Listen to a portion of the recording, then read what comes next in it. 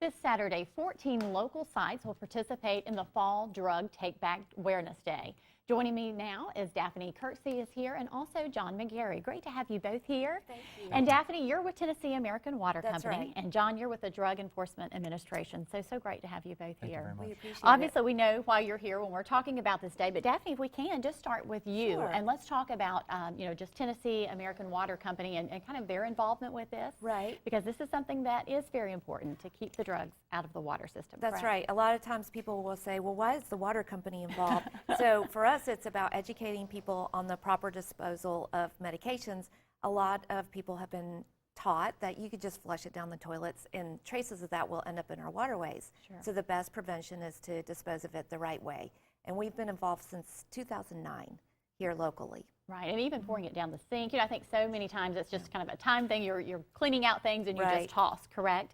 And then, John, this is where you all actually come in and you collect these drugs that are turned in and make sure that they are in the proper place to be disposed the correct way. You were telling me a little bit about that off camera. It's really Sure, a yeah. process. So this is our 14th National Take Back Initiative. We do it twice a year in April and October with all Right. our state and local partners here.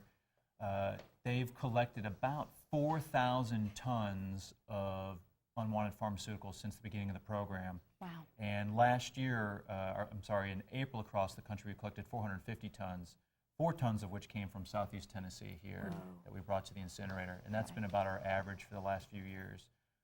On Saturday, we'll have agents and deputies and police officers at these locations across the area, and they'll just be collecting the drugs and delivering them to us for disposal. And if you wouldn't mind, will you talk a little bit about it? Because you mentioned the incinerator, but it was an interesting process. You just, like I said again, you just do not think about, everything that goes into actually properly disposing of these, The only safe way to dispose of them is essentially to bring them to one of our collection take-back locations.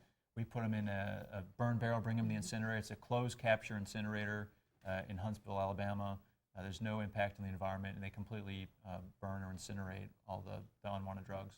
Okay, because just tossing them again in, the garbage or, putting them somewhere like that, it can certainly get into the wrong hands, for sure, and that's what you definitely want to avoid. Yeah, the purpose of this program is to take things out of people's medicine cabinets, out of their homes, out of doctors' offices, anywhere where young people or people that have an issue of addiction have access to these things. Sure. And give people an opportunity to get rid of things that they don't know what else to do with. We're there. And also, it's no questions asked. Right. He mentioned that there will be law enforcement at the sites, Right. and that's just for everybody's protection. Sure. But you can just drive up, simply drop off your medications, and be on your way. And there's a lot of locations. Like, you've really made it so 14, convenient for people. Bradley 14. and Hamilton counties. Okay. 2 in Bradley and the rest here in Hamilton.